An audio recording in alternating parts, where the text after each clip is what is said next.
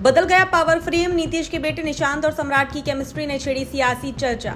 निशांत और सम्राट की मुलाकात से बिहार में नई सियासी हलचल। निशांत सम्राट की केमिस्ट्री पर सियासी चर्चा तेज। बिहार में बना नया पावर सेंटर। बिहार की राजनीति में गठबंधन बदलना कोई नई बात नहीं है, लेकिन इस बार जो तस्वीर सामने आई है उसने सियासी गलियारों में नई हलचल पैदा करती है। राजधानी पटना के एक होटल में आयोजित कार्यक्रम के दौरान जो दृश्य देखने को मिला उसने आने वाले समय के संकेत देना शुरू कर दिया है। इस कार्यक्रम में एक तरफ बिहार के डिप्टी सीएम सम्राट चौधरी मौजूद थे, तो वहीं दूसरी तरफ मुख्यमंत्री नीतीश कुमार के बेटे निशांत कुमार भी नजर आए।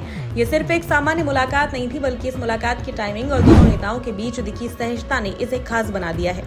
राजनीति में सक्रिय होने के बाद निशांत कुमार की सम्राट चौधरी के साथ ये पहली सार्वजनिक मुलाकात थी। दोनों के बीच बातचीत का अंदाज, बॉडी लैंग्वेज और सहजता साफ तौर पर संकेत दे रही थी कि ये रिश्ता सिर्फ औपचारिक नहीं है। अब सवाल उठता है कि क्या ये मुलाकात महज एक सहयोग थी या इसके पीछे कोई बड़ा राजनीतिक संदेश छिपा हुआ है, क्योंकि अगर हाल के घटनाक्रमों को जोड़कर देखा जाए तो तस्वीर काफी दिलचस्प बनती है। कुछ ही दिन पहले समृद्धि यात्रा के दौरान नीतीश कुमार ने जिस तरह से सार्वजनिक मंच पर सम्राट चौधरी के कंधे पर हाथ रखा और उन्हें आगे बढ़ाने का संकेत दिया, उसने पहले ही सियासी चर्चाओं को तेज कर दिया था। उस समय भी ये सवाल उठा था कि क्या नीतीश कुमार अपने उत्तराधिकारी की ओर इशारा कर रहे हैं, और अब उसी क्रम में उनके बेटे निशांत कुमार का सम्राट चौधरी के साथ इस तरह से नजर आना इन अटकलों को और मजबूती देता है। राजनीतिक विश्लेषकों का मानना है कि बिहार की राजनीति में एक बड़ा ट्रांजिशन पीरियड चल रहा है, जहां पुराने समीकरण धीरे धीरे बदल रहे हैं और नई समीकरण धीरे धीरे बन रहे हैं। निशांत कुमार का राजनीति में आना खुद एक बड़ा संकेत माना जा रहा है। लंबे समय तक राजनीति से दूर रहने के बाद उनका अचानक सक्रिय होना और फिर इस तरह के मंचों पर दिखना बताता है कि वह अब सिर्फ दर्शक नहीं बल्कि एक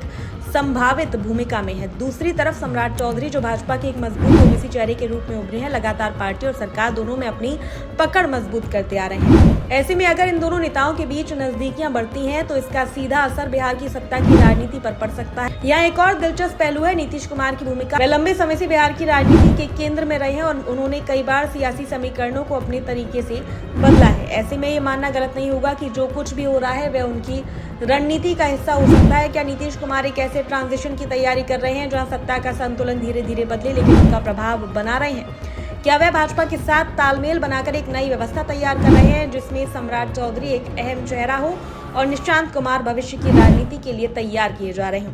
इन सवालों के जवाब अभी साफ नहीं है, लेकिन संकेत जरूर मिल रहे हैं और राजनीति में संकेतों की अहमियत किसी फैसले से कम नहीं होती। विपक्ष भी इस पूरे घटनाक्रम पर नजर बनाए हुए है। अगर ये मुलाकात सिर्फ एक सामाजिक कार्यक्रम का हिस्सा होती तो शायद इतनी चर्चा नहीं होती, लेकिन जिस तरह से ये तस्वीरें सामने आई हैं और जिस समय आई हैं उसने इसे राजनीतिक बना दिया है। अब चर्चा इस बात की भी होने लगी है कि क्या बिहार की राजनीति लव कुश समीकरण से आगे बढ़कर किसी नए समीकरण की ओर जा रही है? क्या आने वाले समय में हम ऐसे गठबंधन या सत्ता संरचना को देखेंगे जो अब तक के पैटर्न से अलग होगी?